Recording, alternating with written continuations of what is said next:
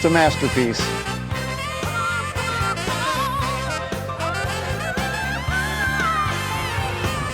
Four thumbs up. Hi, I'm Dennis Gage and welcome to My Classic Car. Well, this week we're back down at the American Muscle Car Museum in Melbourne, Florida to visit Mark Pylock and check out a few more of his latest acquisitions. Now, this is an amazing place and Mark's a pretty amazing guy. In addition to, I don't know, 400 some odd cars, he's got 20 plus Ford GTs. Who's got 20 plus Ford GTs? But two of the rarest ones right here, the Mann GT40 and then Ford's latest Heritage Edition Mann car. Oh my goodness, this is going to be fabulous. Let's do this.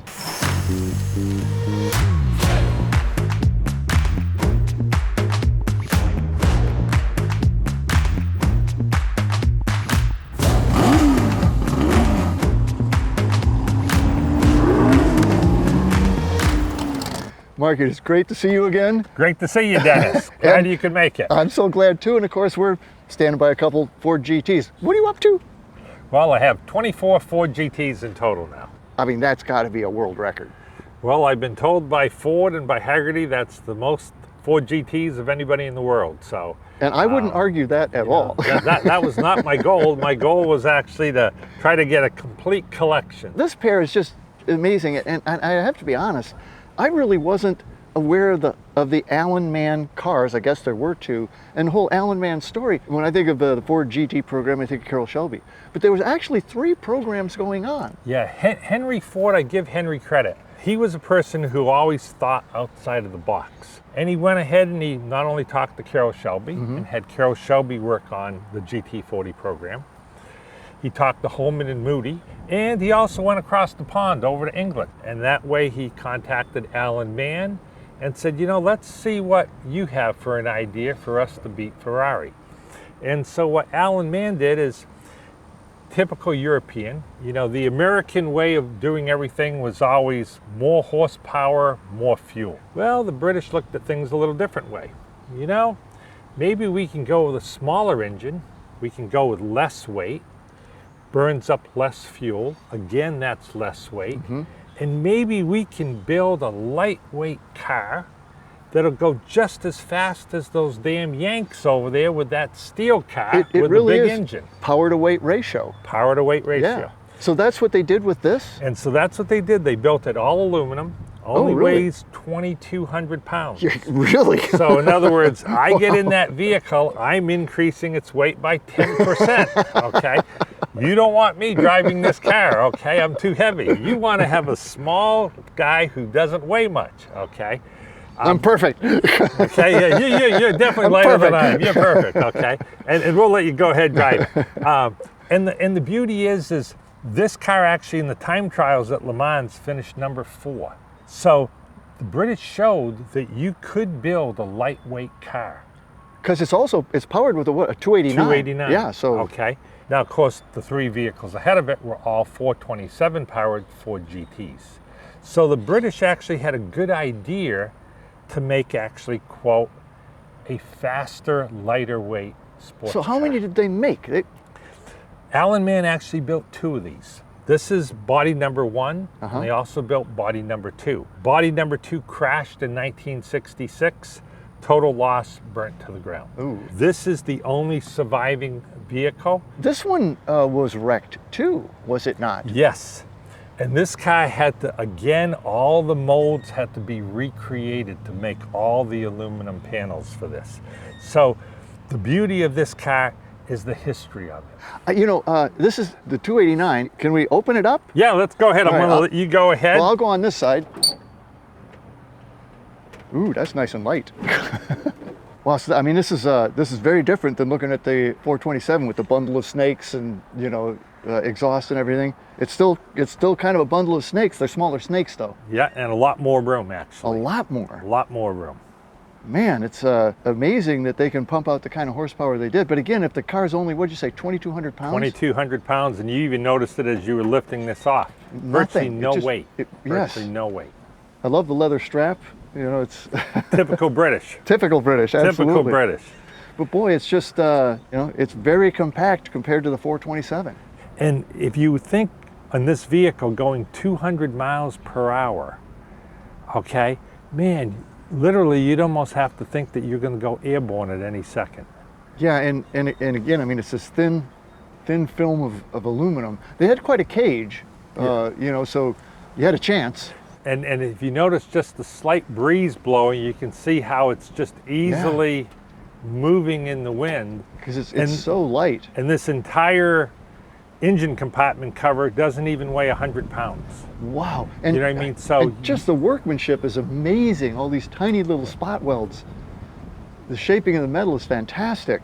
And these never really got a chance to race because the first one was crashed. Ford decided to pretty much stay with the 427 power plant. That engine would run all day.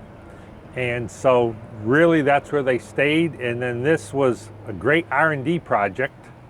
Can I open it up and have it? Yep, go ahead, open it up and take a look. Just push here, right? Yeah. All right. Pull out. And the whole door comes out. Oh my goodness. And of course with the Ford GTs and the GT40s, you always got to watch your head. You know, really, that is a more refined looking dash than I would have expected. These things are a lot of times pretty raw. This actually doesn't look as much of a bare bones race car as what you think. Yeah. It actually has some nice finishing.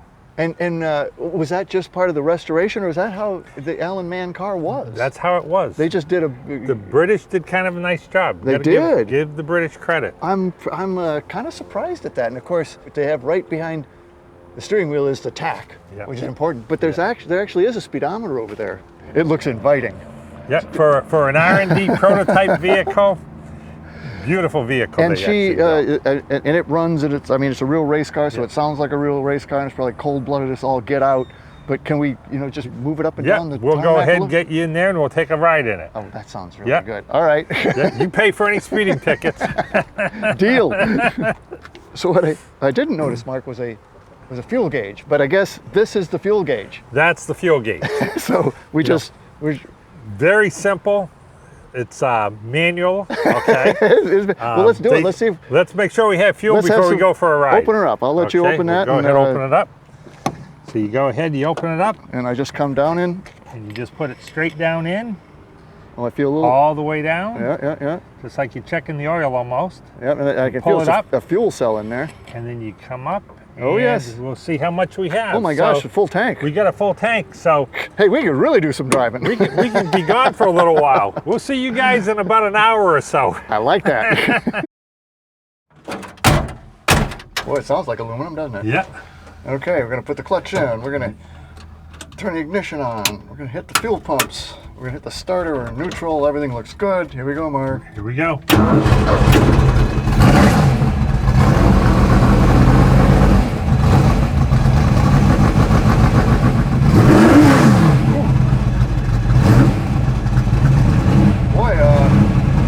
Sounds healthy. Sounds good. And you barely fit. Barely fit. Barely fit.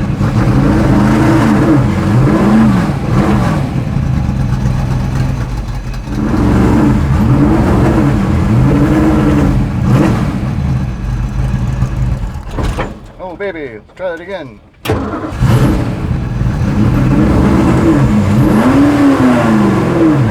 You need to keep the revs up, that's for sure. There we go. It really wants to go, doesn't it? Wants more gas. Yeah. But it actually looks like you have quite a bit of room in there. I feel good. Yeah. I mean, it really does. It really fits me quite well.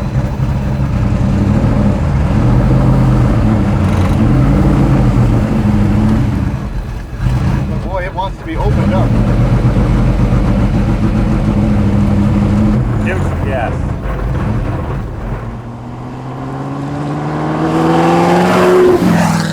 Wow. I mean, this thing is raw. It's just incredibly raw.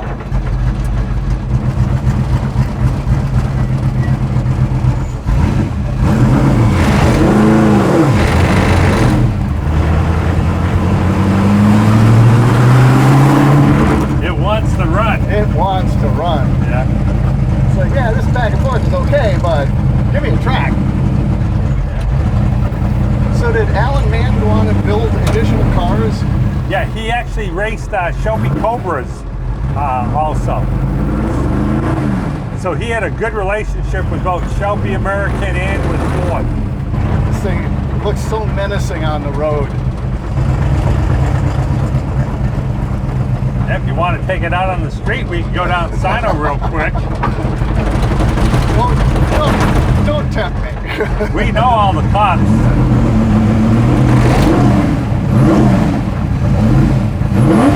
Really loads up too. You got to blow it up every now and then. Yeah.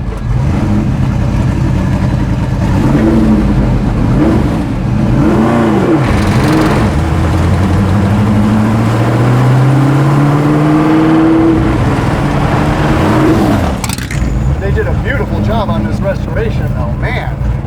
He spent a lot of years doing it. It certainly seems like they built the engine up right. I mean, you can tell that's a lot of power in a 289. I think it dynoed out at around 450 horsepower. Just amazing.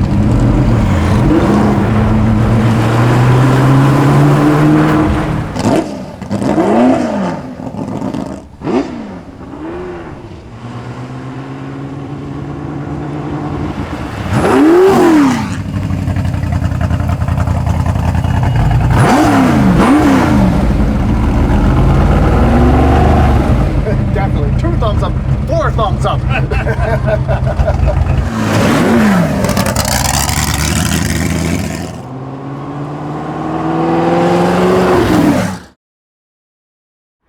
Well, you know, that may have a little bit more refined interior and dash, but it's still one raw race car. Very, very, very raw. Very raw. Compared to 2022, no comparison. No comparison at all. And No you know, comparison. one of the things you notice right off the bat, like we talked before, is just how much bigger these are than the original GT40s. Tremendous. It's like it gained 50% of its weight and size. It's just, Yeah. it went on a bulking up diet. It was doing all its whey protein. And it was pretty beefy to begin with. Yeah, and it's gotten a lot beefier. So this is a 22, right? 2022. 2022, which they were going to be building in 22. Is that correct? No, originally Ford, when they came out, they had said they were going to build about 1,000 to 1,200, and they thought they were going to build it over 5 years. Yeah. So originally 17, 18, 19, 20, and 2021. Yeah.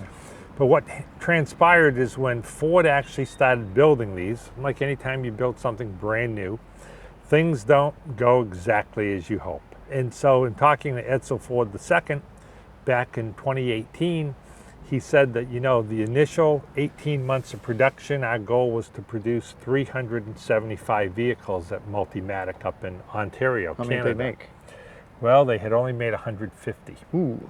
So 375 versus 150, geez, we've lost 225. That's a lot. That's almost like a whole year's Yeah. worth of production. So once Ford had realized that, they decided we still wanted to build that 1,250 vehicles. But to do it, we're not going to be able to probably get it done in 5 years. Let's make it a 6-year run. 17 through 22, and they've changed some paint schemes and stuff, but are they otherwise pretty much the same car? Pretty much identical cars. The power plant is the same. A lot of times as cars are going through that iteration, you know, manufacturers like to get an extra 5 or 10 or 20 horsepower more. No, Ford kept everything the same. They all have the same engine. It's actually a V6. It's an EcoBoost. It's a turbocharged V6, right? Correct. Which was kind of heretical initially, but people got over that. Well, the world is changing today. You know, you would have thought it would have definitely have been a V8, Yeah. but they could get just as much horsepower with a V6 as a V8. And the beauty of these cars is I don't think you're ever going to see this generation ever reproduced again with a, quote, high horsepower V8 or V6 power plant. I think the world is changing to becoming more hybrid, more electric. Right. If there's going to be a new Ford supercar coming, I think it's going to be a hybrid most likely. Well, and like McLaren does that, and it's pretty amazing. You know, it's just got the engine and the electric, and boy. And Porsche did it with their 918. Yeah. Okay, so, you know, the technology of this generation, 100% ICE, internal combustion engine, I think is going to become extinct. Now these babies are actually fairly economical too, right? These cars today, every generation is more and more efficient. So a lot of people see these modern high-performance vehicles and they immediately think huge carbon footprint. Well, not really. One of my 05, 06 Ford GTs that I drove quite a bit, if you drove them as an everyday vehicle, you'd get 22, 23 miles per gallon. Yeah, they can do it. Very economical for a sports car. Yeah. Okay. These are even supposedly more economical. Okay, as long as you're not racing the vehicle. Yeah. We got the spoiler up, but that is something that it's normally down. It comes up at by itself at a particular speed? At a certain speed. I see. And then you can also manually set it. So what we have done is manually set brought it up. just for the display purposes. Now, if you notice on the original, of course, they didn't have a, quote, separate spoiler. Just a little kick up. They basically just built it into the bodywork itself. I love that you can look in and see the engine, though. I think that's one of the things that I always liked about these cars. I think the display of the engine is nice. The beauty of it, you do have the display. And you know, Ferrari started doing that, like with the F40 and F50. And it's a huge selling point. Oh, it is. The body's a composite of some sort. Is it carbon fiber? Or is it? All carbon It's fiber, all carbon body, fiber. tub, everything. Wow. And the beauty of these cars, they try to keep it as lightweight as possible, but still put all the creature comforts in. What do they come in at weight-wise, do you know? I think weight-wise, they're a little over 3,300 pounds. So, I mean, so and that's again, a pretty about big car. 50% more exactly. than the original Mann lightweight. But of course, you have a stereo, you have air conditioning, you have all your power features. All the creature comforts. You get into the original GT40, there's going to be no creature comfort. No. Okay? Just raw If it's a raw hot power. day, you're going to be sweating. That okay? is exactly right. And if you feel like your neck is roasting, that's because you're right on top of the engine. Okay? It has a built-in heater. Yeah. So speaking of all the creature comforts, can we have a look inside? Yeah, go ahead, open it up and jump on in. Oh, I love how these doors open. Oh, that is. And there is absolutely carbon fiber everywhere. Wow. So what are those your shifters, the little red things on the wheel? Correct. Those Yep. Wow. Have paddle shifting. Now you're going to find that this generation of Ford GT is going to have a little more room than the original 1966, but still significantly less room than the 05 and 06 generation. I really do dig this paint scheme, though, the Mann paint scheme, because the gold stripes, which have got, you know, plenty of flake in there, really pop. The original car, of course, had gold wheels. Yeah. Accents it more. Of course, in the Heritage Edition, you have the carbon fiber wheels. What do you say we fire this baby up to? Yep, this car, you'll love this car. I'll tell you, this car has a lot of creature comforts compared to riding in it. Well, that wouldn't take much. Yeah, that's pretty bare bones. Let's do this. Okay, we'll close her up. I got a little leg room in this one. Yeah, you fit well in this. Yeah, compared to what I was just in. Man, it's beautiful. It even has a window that you can put down. Yeah. Totally different sound. Yeah, it is. It really is. Fairly civilized. You know, unlike the GT40, which is totally uncivilized. There we go. Yeah. Going down.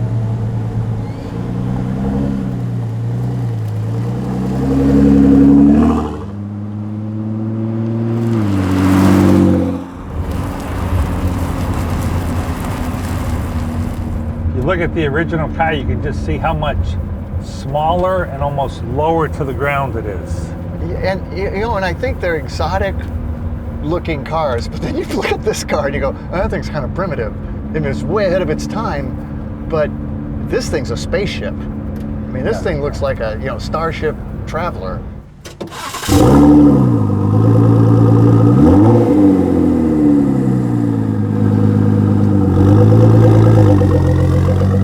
This is a beautiful automobile. But even the original styling from the 60s, it's still modern and striking today. It's one of the best looking cars of its kind ever built, I think.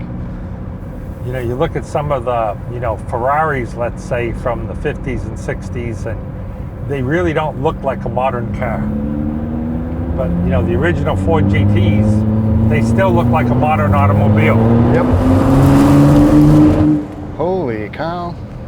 Now you've got a couple of these that are in your book high mileage, like 150 or 300 miles, but Highest one is 340 miles. 340. Actually, I had one before that I actually drove a couple thousand miles Oh on. wow! So what's that like to drive it, kind of as a car?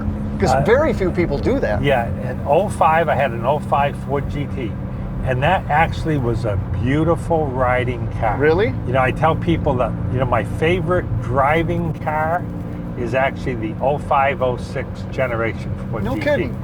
It has all the power you want. Yeah. If you want to go sideways in it, you can go Like- sideways in it instantaneously. Yep. But it also has a lot of leg room. It's comfortable. It's pretty quiet for an automobile, of that nature. And you can ride in that car for a couple hours and you get out of it and you don't feel like you've been crammed into something for a couple hours. It doesn't beat you up. It doesn't beat you up.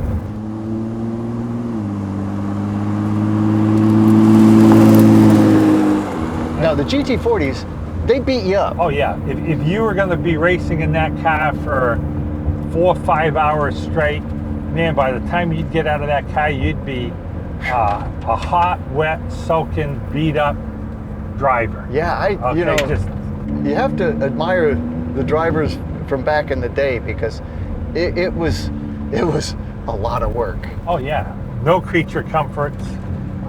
Well, you even saw with the rock chips coming in. Yeah, they just come in. Yeah, if it's raining out, you get in the rain wet. and you get, of course they didn't care about weather stripping. That adds weight. That's 2 or 3 ounces Yeah, right there. yeah, what do you need weather stripping for?